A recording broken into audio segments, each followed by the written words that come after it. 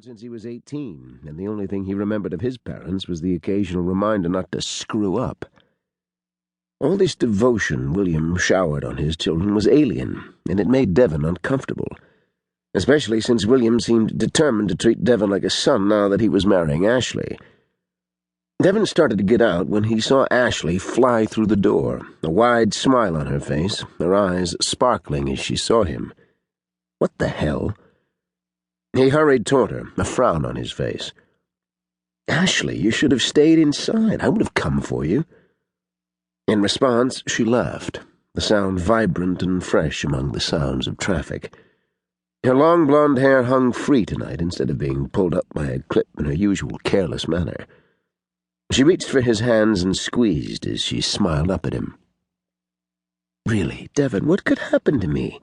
Alex is right here, and he watches over me worse than my father does." Alex, the doorman, smiled indulgently in Ashley's direction. It was a smile most people wore around her.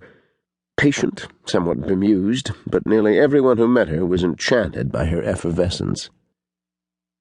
Devon sighed and pulled Ashley's hands up to his waist. "You should wait inside where it's safe and let me come in for you. Alex can't protect you. He has other duties to attend to." Her eyes sparkled merrily, and she flung her arms around his neck, startling him with the unexpected show of affection. "That's what you're for, silly. I can't imagine anyone ever hurting me when you're around." Before he could respond, she fused her lips hungrily to his. For God's sake, the woman had no sense of self-control. He was making a spectacle here in the doorway to her apartment building. Still, his body reacted to the hunger in her kiss. She tasted sweet and so damn innocent. He felt like an ogre for the deception he was carrying out.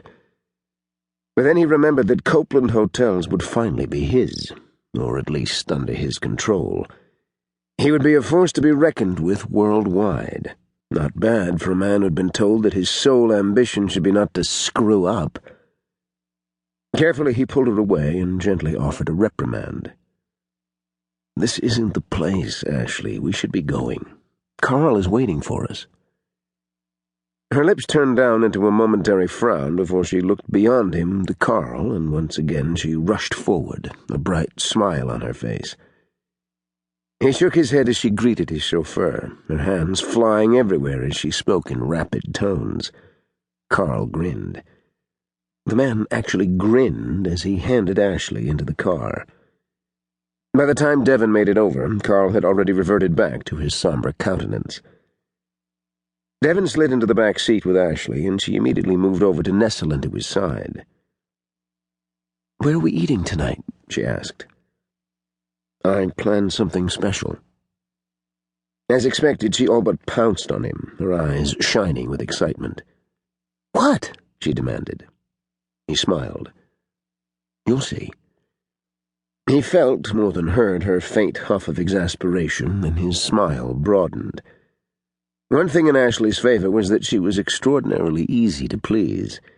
He was unused to women who didn't wheedle, pout, or complain when their expectations weren't met. And unfortunately, the women he usually spent time with had high expectations, expensive expectations. Ashley seemed happy no matter what he presented her with. He had every confidence that the ring he'd chosen would meet with her approval.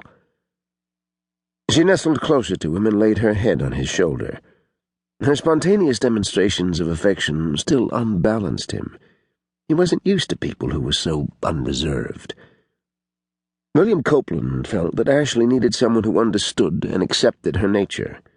Why he thought Devon fit the bill, Devon would never know.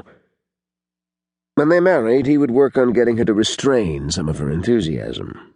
She couldn't go through her entire life with her emotions on her sleeve. It would only get her hurt. A few minutes later, Carl pulled up to Devon's building and got out to open the door. Devon stepped out and then extended his hand to help Ashley from the car. Her brow was creased in a thoughtful expression as she stared up at the building. "This is your place." He chuckled at her statement of the obvious. "So it is. Come, our dinner awaits." He ushered her through the open door and into a waiting elevator. It soared to the top and opened into the foyer.